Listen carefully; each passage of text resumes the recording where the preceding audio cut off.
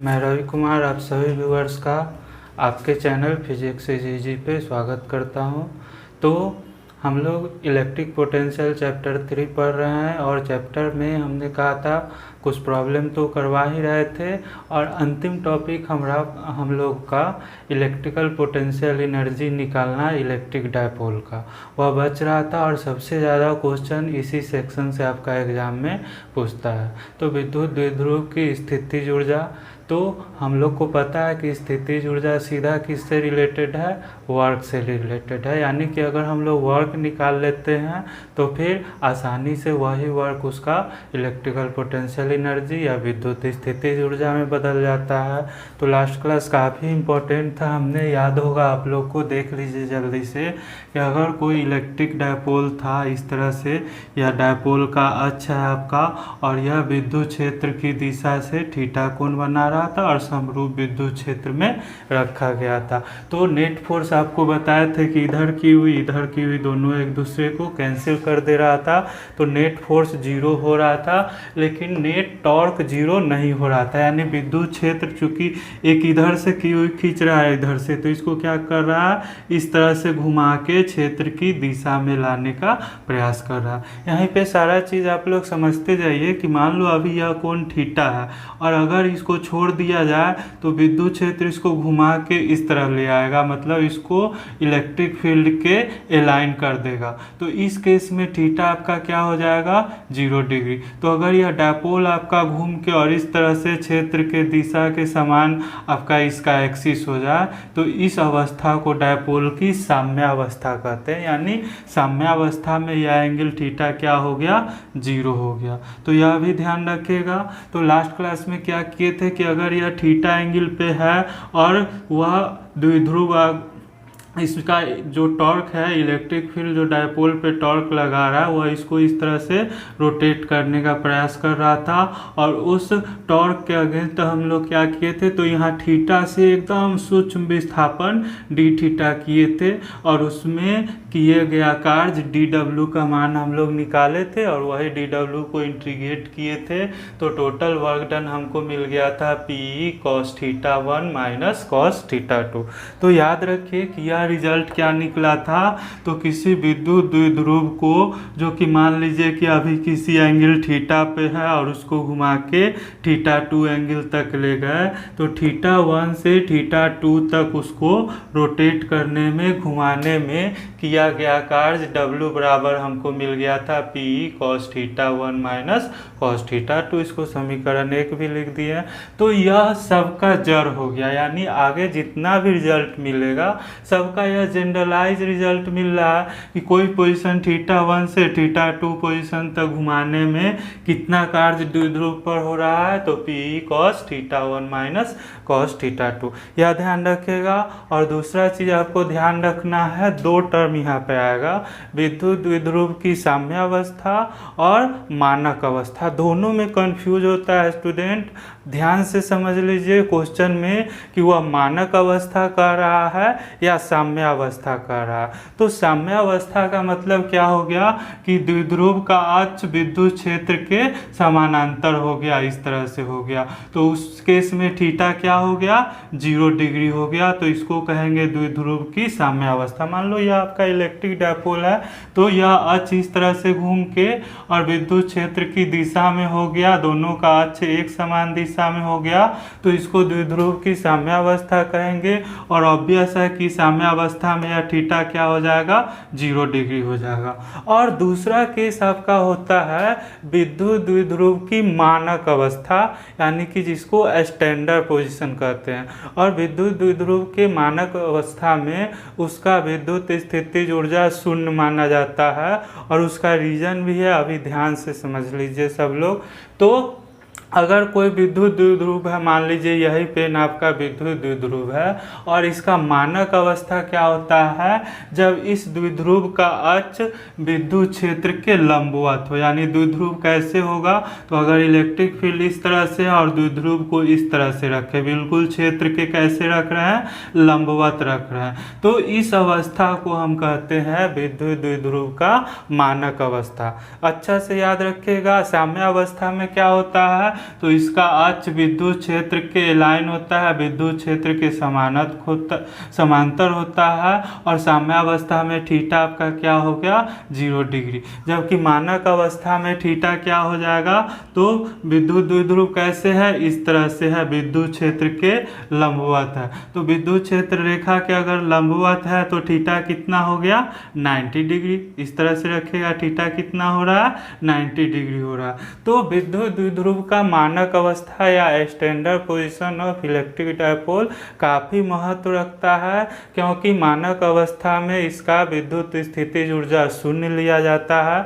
और क्यों शून्य लिया जाता है यह भी समझ लीजिए कि अगर इस तरह से मान लो कि कोई इलेक्ट्रिक डायपोल आपका है, इधर आपका प्लस क्यू चार्ज है, इधर माइनस क्यू चार्ज है, और इसको कैसे रखा गया है, तो विद्युत क्षेत्र के साथ यह कितना एंगल बना रहा है, तो डायपोल का अक्ष विद्युत क्षेत्र के लंबवत है। आपने पता था कि जब कोई आवेश का हम लोग स्थितिज ऊर्जा या आवेश का निकाय का विद्युत स्थितिज ऊर्जा निकाल रहे थे तो क्या कर रहे थे, अनंत से खींचकर और किसी बिंदु तक लाते थे, और उस बिंदु तक लाने में किया गया कार्य ही उसका क्या कहलाता था, विद्युत स्थितिज ऊर्जा कहलाता था। तो मान लो कि यह आपका इलेक्ट्रिक डायपोल है, उसको अनंत से खींच के, इंफिनिटी से खींच के और विद्युत क्षेत्र के किसी बिंदु तक ला रहे हैं। ध्यान से समझ लीजिए इस बात को, फिर लिख लीजिएगा। तो अगर कोई इलेक्ट्रिक डायपोल इस तरह से है और उसको अनंत से खींच के आप कहाँ ला रहे हैं, विद्युत क्षेत्र के किसी बिंदु, मान लीजिए यहाँ तक लाए या किसी भी बिंदु तक आप ला रहे हैं, तो अनंत से खींचकर लाने में क्या होगा, तो आपको कुछ कार्य करना पड़ेगा। और कार्य किस पे होगा, तो एक प्लस क्यू पे होगा और एक माइनस क्यू पे होगा। अच्छा से देख लीजिए कि अगर यह आपका इलेक्ट्रिक डायपोल है और उसको आप कैसे रखे हैं, तो क्षेत्र की दिशा के लंबवत रखे हैं, और क्षेत्र की दिशा के अगर लंबवत इस तरह से है और इसको अनंत से खींच के ला रहे हैं इस तरह से, तो कार्य किस पे हो रहा है, प्लस क्यू आवेश पे और माइनस क्यू आवेश पे। और सबको पता है कि अगर प्लस क्यू आवेश पे W वर्क डन होगा तो माइनस क्यू है, इस पे क्या हो जाएगा, माइनस W वर्क डन हो जाएगा। यानी एक पे अगर पॉजिटिव वर्क डन होगा तो दूसरा पे क्या हो जाएगा, निगेटिव। और चूंकि लंबवत है, समान समय में दोनों आवेश का दूरी क्या होगा, समान दूरी तय करेगा। यानी वर्क का परिमाण दोनों का समान होगा, लेकिन एक पे पॉजिटिव वर्क डन होगा, दूसरे पे निगेटिव, और टोटल वर्क डन आपका क्या हो जाएगा, 0 हो जाएगा। नहीं हो जाएगा कि अगर कोई इलेक्ट्रिक डायपोल है, उसका अक्ष विद्युत क्षेत्र के इस तरह से लंबवत रखे हैं और उसको अनंत से खींच के ला रहे हैं, तो जितना प्लस क्यू आवेश पे अगर W कार्य करना पड़ा तो माइनस क्यू पे क्या हो जाएगा, ठीक उसका निगेटिव माइनस W। और अगर इसको परपेंडिकुलर है, इस तरह से लंबवत है, तो दोनों आवेश समान दूरी तय कर रहा है, वर्क भी समान हो रहा है, तो प्लस और माइनस दोनों क्या हो जाएगा, कैंसिल हो जाएगा, और वर्क डन क्या हो जाएगा, 0 हो जाएगा। और वर्क डन 0 हो जाएगा मतलब इलेक्ट्रिक डायपोल का विद्युत स्थितिज ऊर्जा क्या बना जाएगा, शून्य हो जाएगा, क्योंकि अनंत से यहाँ तक लाने में कोई कार्य नहीं करना पड़ा। जितना इस पे कार्य किए उसका निगेटिव इस पे हुआ, तो नेट वर्क डन आपका क्या हो गया, 0 हो गया। और यही रीजन है कि इस तरह से अगर डायपोल को रखते हैं, यानी डायपोल का अक्ष जब विद्युत क्षेत्र के लंबवत हो, मतलब कि थीटा कितना हो, 90 डिग्री हो, तो उस अवस्था में विद्युत द्विध्रुव की स्थितिज ऊर्जा को शून्य लेते हैं, और उसी को क्या कहते हैं, इसका मानक अवस्था कहते हैं या स्टैंडर्ड पोजीशन कहते हैं। तो मेरे ख्याल से अच्छा से हमने क्लियर कर दिया है। एक साम्यावस्था हुआ, जब डायपोल कैसे है, तो क्षेत्र के लाइन है, उस केस में थीटा आपका यह क्या है, 0 है। और मानक अवस्था में कैसे है, तो विद्युत क्षेत्र के इस तरह से लंबवत है, थीटा क्या है, 90 डिग्री है। और मानक अवस्था में विद्युत स्थितिज ऊर्जा या इलेक्ट्रिकल पोटेंशियल एनर्जी शून्य क्यों होता है, तो अनंत से खींच के लाने में मानक अवस्था में कोई कार्य नहीं करना पड़ेगा डायपोल पे।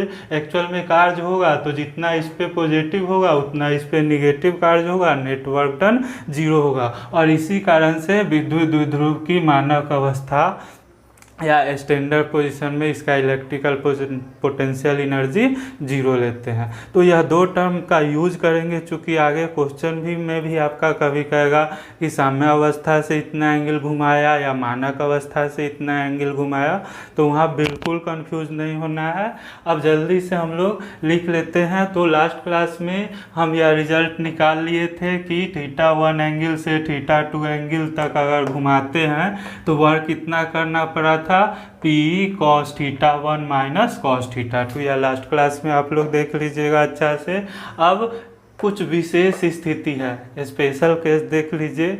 पहले वर्क क्लियर कर लेंगे तब पोटेंशियल एनर्जी सिंपल है, अनंत से खींच के लाने में किया गया कार्य। तो यही रिलेशन जो है आपका पोटेंशियल एनर्जी भी दे देगा। तो मेन पहले वर्क क्लियर कर लीजिए। लास्ट क्लास में वर्क तो निकाल लिए थे, यहीं तक निकाले थे, स्पेशल केस आपका बचा हुआ। तो ध्यान से समझ लीजिए। तो विशेष स्थिति क्या कह रहा है, तो पहला लिख रहे हैं द्विध्रुव की साम्यावस्था। साम्यावस्था का मतलब क्या हो गया, θ0 है, डायपोल का अक्ष विद्युत क्षेत्र के समांतर है। तो जब θ बराबर 0 है या जब विद्युत द्विध्रुव का अक्ष ई की दिशा में है, तो समीकरण 1 से क्या हो जाएगा, अब देख लीजिए। तो द्विध्रुव की साम्यावस्था में क्या हो गया, तो समीकरण 1 से द्विध्रुव को साम्यावस्था, साम्यावस्था का मतलब क्या हो गया, θ1 आपका क्या हो गया 0। साम्यावस्था का मतलब क्या हो गया, इस तरह से है, तो यह θ1 आपका क्या हो गया 0। तो समीकरण 1 से द्विध्रुव को साम्यावस्था θ1 बराबर 0 से θ2 बराबर θ कोण तक घुमाने में किया गया कार्य। अच्छा से समझ लीजिए। दो पोजीशन वर्क निकाले थे, दो पोजीशन के बीच की, जब θ1 से θ2 पोजीशन पर विद्युत द्विध्रुव को लिया जाए। जैसे अभी मान लो θ1 पे घुमा के θ2 पे ले गए, तो वर्क हो रहा था P cos θ1 माइनस cos θ2। तो अब आप लोग यहाँ पे देखिएगा कि अगर शुरुआत में यानी θ1 0 हो, यानी डायपोल कहाँ है, साम्यावस्था में है, तो θ1 के जगह पे क्या हो गया 0, और साम्यावस्था से कोई एंगल थीटा तक लेगा। ध्यान दीजिए, शुरू में θ1 कहाँ है 0 है, और θ2 के जगह पे क्या ले लिए थीटा, मतलब विद्युत द्विध्रुव को उसका साम्यावस्था से थीटा कोण तक घुमाने में किया गया कार्य। तो वही लिख रहे हैं, समीकरण 1 से विद्युत द्विध्रुव को साम्यावस्था मतलब θ1 बराबर 0 से θ2 बराबर थीटा कोण तक घुमाने में किया गया कार्य। तो समीकरण 1 में θ1 के जगह पे 0 रखिए, θ2 के जगह पे थीटा रखिएगा। W बराबर क्या हो गया, P cos यहाँ 0 और θ2 के जगह पे थीटा, तो P cos 0 minus cos theta, और cos 0 का वैल्यू पता है 1 होता है। तो वर्क डन क्या हो गया, P 1 minus cos theta. Objective में यह क्वेश्चन आपका पूछ चुका है कि किसी विद्युत द्विध्रुव को साम्यावस्था से θ2 कोण तक घुमाने में किया गया कार्य क्या हो जाएगा, तो P into 1 minus cos theta. तो यह आपका हो गया। अगला देख लीजिए, द्विध्रुव को साम्यावस्था θ1 बराबर 0 से θ2 बराबर 180 डिग्री कोण से घुमाने में किया गया कार्य। यह भी इम्पोर्टेंट है। यह दोनों इसी का एक स्पेशल केस ले रहा है। एक θ बराबर 0 से कोई एंगल थीटा तक घुमाने में कार्य कितना हो रहा है, P into 1 minus cos theta. दूसरा केस क्या कर रहा है कि θ बराबर 0 से और θ बराबर 180 डिग्री, यानी इस तरह से है, और घुमा के कैसे ले गए, इस तरह से साफ इसको पलट दिए विद्युत द्विध्रुव को। तो उस केस में कितना कार्य होगा, तो θ1 बराबर शुरू में क्या है 0 है, यानी विद्युत द्विध्रुव कैसे है, तो इसका अक्ष विद्युत क्षेत्र की दिशा में है, पैरेलल है, और इसको 180 डिग्री से घुमा दिए, तो अब क्या हो गया, इसका अक्ष विद्युत क्षेत्र के एंटी पैरेलल हो गया, यानी प्रति समानांतर हो गया। तो कुछ नहीं करना करना है, θ1 बराबर 0 से θ2 बराबर 180 डिग्री रख दीजिएगा। तो वर्क क्या हो जाएगा, तो θ1 के जगह पे 0, θ2 के जगह पे 180 डिग्री। तो किया गया कार्य क्या हो जाएगा, P cos 0 minus cos 180। cos 180 का वैल्यू पता है -1 होता है, cos 0 का 1 होता है। तो क्या हो गया, PU 1 माइनस और -1 क्या हो गया, P1 + 1 यानी कि 2P। तो वर्क डन कितना हो गया, 2P। याद रखिएगा, यह भी इम्पोर्टेंट है आप लोग का। तो किसी विद्युत द्विध्रुव को उसका साम्यावस्था यानी θ बराबर 0 से और पूरा 180 डिग्री घुमाने में किया गया कार्य W कितना हो गया, 2P हो गया। रटने की आवश्यकता नहीं है, मेन यह इक्वेशन ध्यान रहेगा, साम्यावस्था का मतलब पता रहेगा, स्टैंडर्ड पोजीशन का मतलब पता रहेगा, आसानी से θ1 θ2 का वैल्यू रखिएगा, निकलते जाएगा। तो बिल्कुल नहीं घबराइएगा, प्रॉब्लम भी कराएंगे, एकदम याद रहेगा सबको, निश्चिंत रहिएगा इसके लिए। तो यह साम्यावस्था का हो गया। अब यह इम्पोर्टेंट है, आपका लिख दिए हैं, मार्क कर दिए हैं कि द्विध्रुव की मानक अवस्था, विद्युत द्विध्रुव की मानक अवस्था, इसको कहते हैं स्टैंडर्ड पोजीशन। तो मानक अवस्था आपको समझा ही दिए कि द्विध्रुव कैसे रहेगा। तो द्विध्रुव का अक्ष विद्युत क्षेत्र के साथ कितना एंगल बनाएगा, 90 डिग्री एंगल बनाएगा। उसी को क्या कहते हैं, विद्युत द्विध्रुव की मानक अवस्था। साम्यावस्था में कितना एंगल बना रहा है, 0। मानक अवस्था में कितना बना रहा है, 90 डिग्री।